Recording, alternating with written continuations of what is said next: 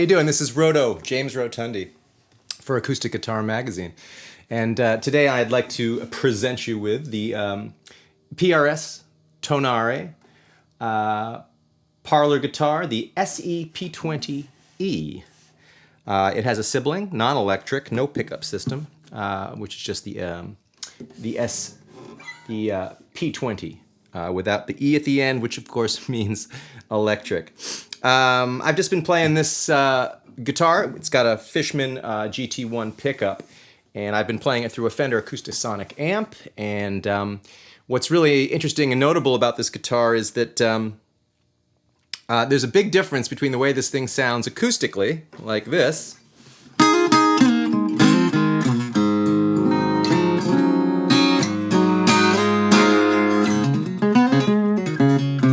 which is sweet and it's velvety and it's really focused in that mid-range. But when you put this thing through an amp, it may be small, but all of a sudden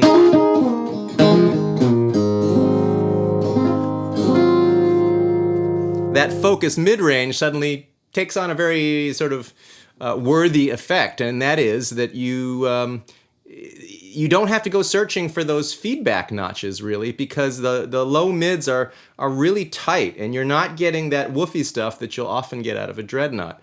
So that's sort of a general observation about this guitar. But let's talk about some of the features and maybe the story behind this. So parlor guitars were the rage in the United States up till about the 1870s. They were the only game in town, and they were generally considered guitars for ladies. Because they were small, light, and they were used often in salons, and they were thought to be suitable to the female voice. I would suggest they still are, or to any time one sings, perhaps at a higher pitch than a lower growl. They're just a guitar. There's a very human scale guitar is probably the more fair way to say it in 2020. Just a very human scale guitar. Now these days, there's been quite a resurgence of these guitars. Breedlove, Taylor, Loudon, Ibanez have all put out their own parlor guitars, and this is PRS's entry into that field, and it's a really cool piece. Now, it's also only $579 street price now. How did they get there? We'll get to that in a minute. But let's just start with the quality of this thing. It's got an ebony fingerboard and beautiful full-sized ebony bridge.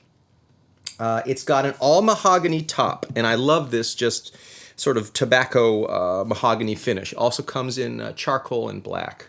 Both are really handsome, but I love just the organic quality of this one. Now, the sides are also mahogany, the back and sides, but mahogany veneer.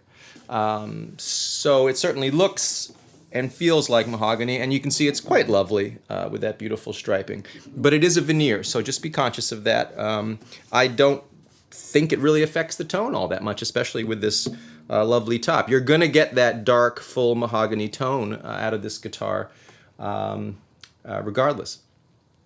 Now, it's got a lovely sort of cream herringbone binding around the outside, and you have that same design on the rosette here. And it's got what they call a wide fat neck, and this is something that's not unusual in PRS electrics.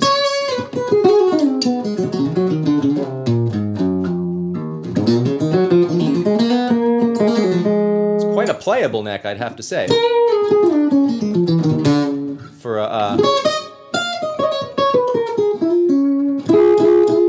especially for an acoustic, you really not a lot of issues playing up the neck, and very playable in the middle, and obviously just fine for cowboy chords and all that. The scale is 24.72 inches, so not that far off a 25-inch scale. It's got 20 frets. With a 14th fret neck joint.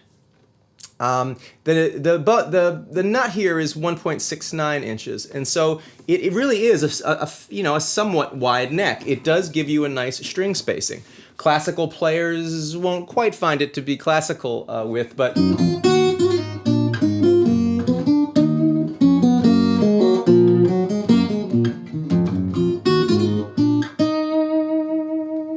But those with big hands and those who have played a bit of classical will not find it uncomfortable. You'll find a decent string spacing on this. I love the butterbean tuners. I think everybody loves butterbean tuners. They're super cool, vintage style tuners with that butterbean quality. That's really a nice sort of vintage touch. And you've got the PRS Hybrid X / classical bracing inside. And I would like to think that that's one reason this guitar translates so well, both electric and acoustic. It's just a focused sound.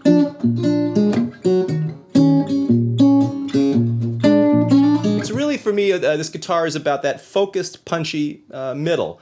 And so it's great for finger style stuff, and it's great for using, I think, a heavy pick. I don't know that I would want to use the zingy, thin pick on this. I think this guitar just...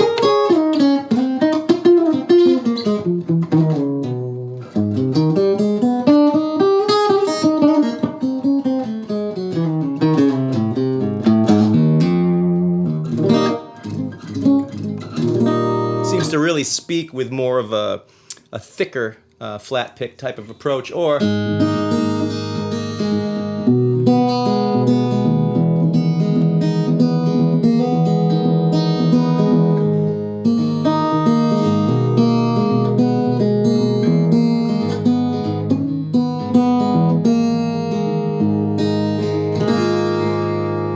with your fingers. It seems to work really beautifully there.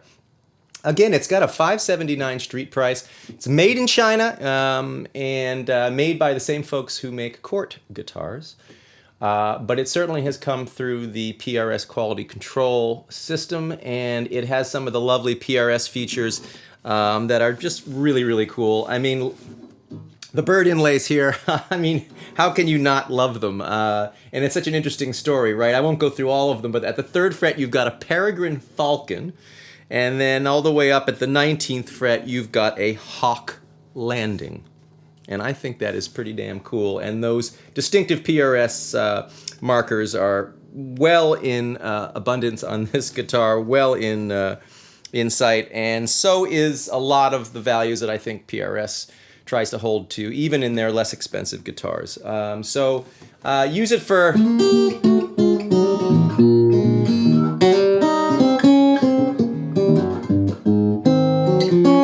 old-timey stuff. Use it for soloing. Use it for some R&B, you know.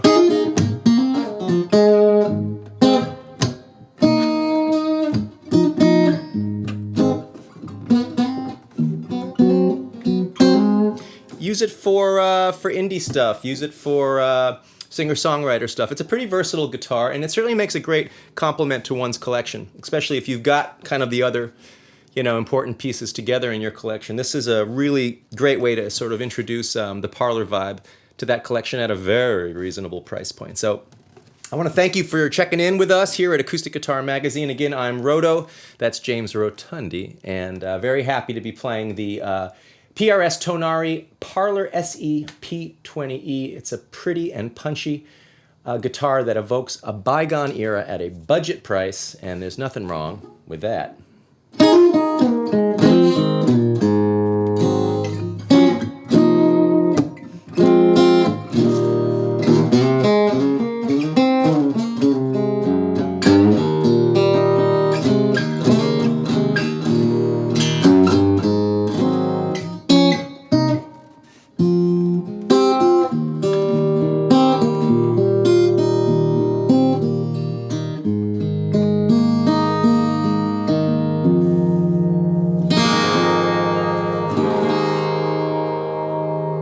Thanks so much.